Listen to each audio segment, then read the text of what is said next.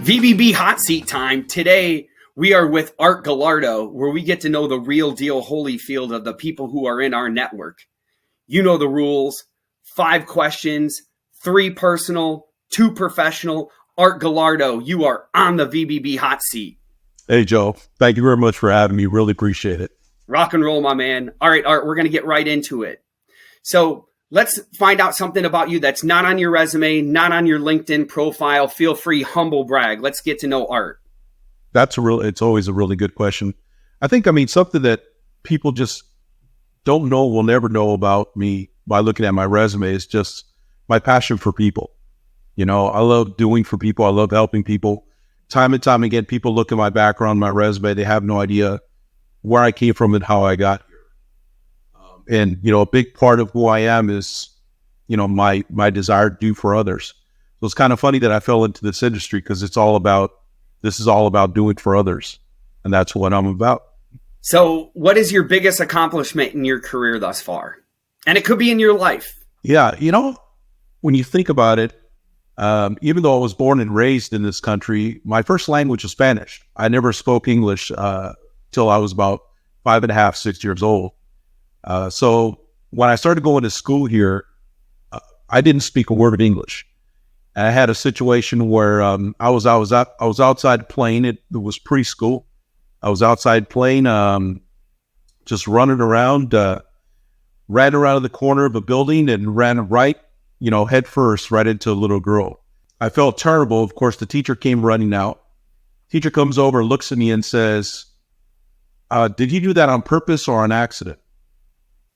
And I looked at her and I had no idea what either one of those words meant.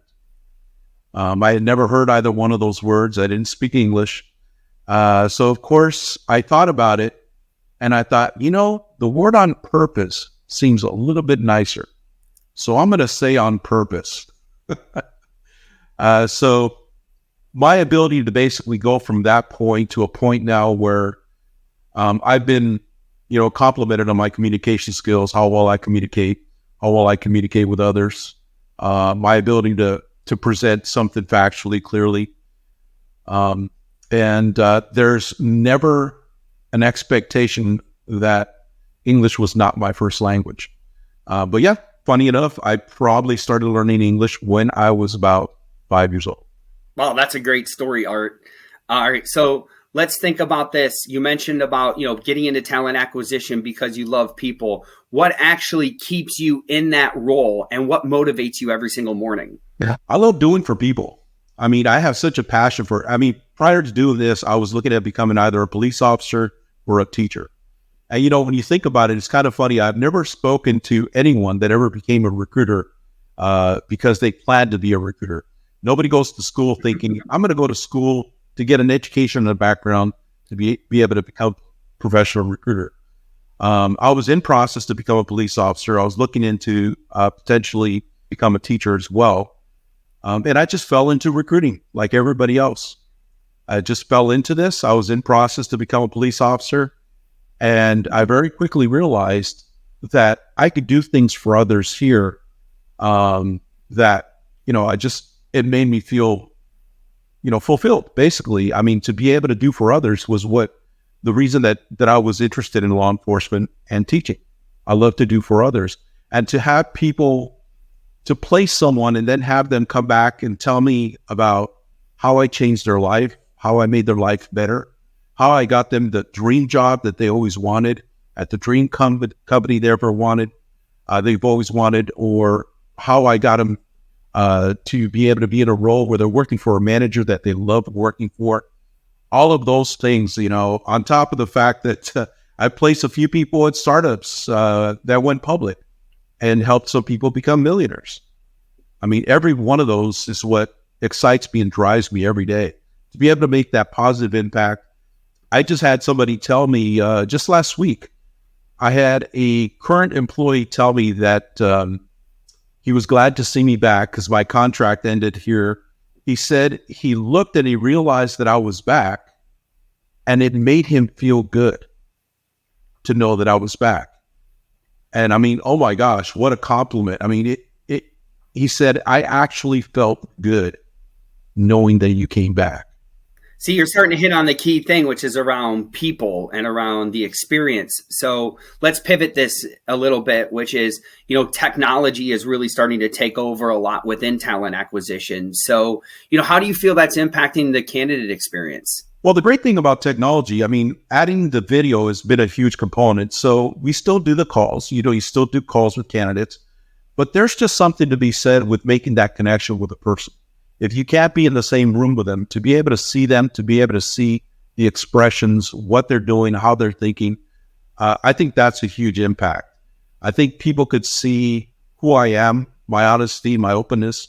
I like to feel that I get people to the point where they're comfortable enough to tell me about those potential issues with taking the job, with working in this role.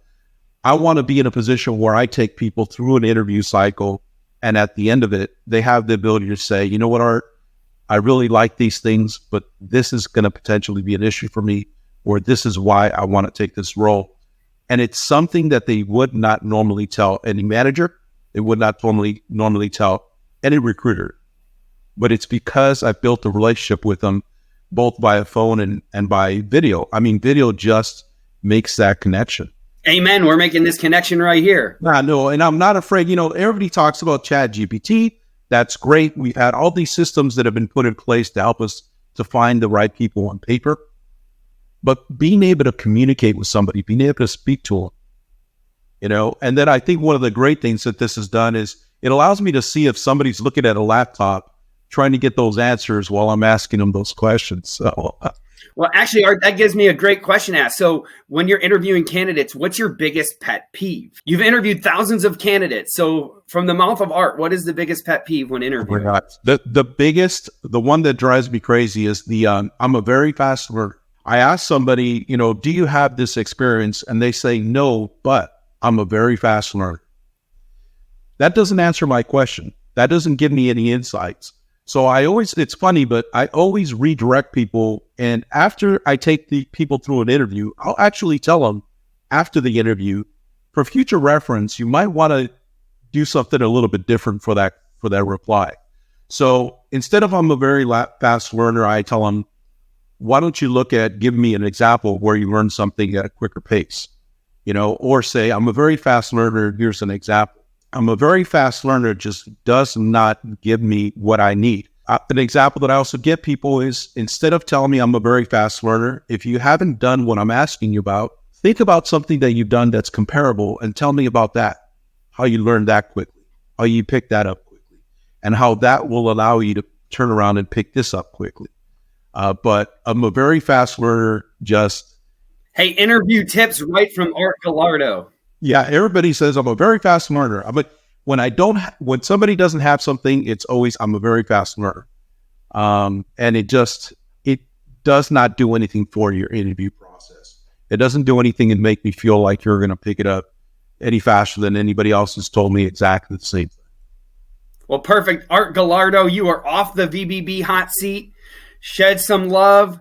Put your comment below about Art. Thank you again, and rock on.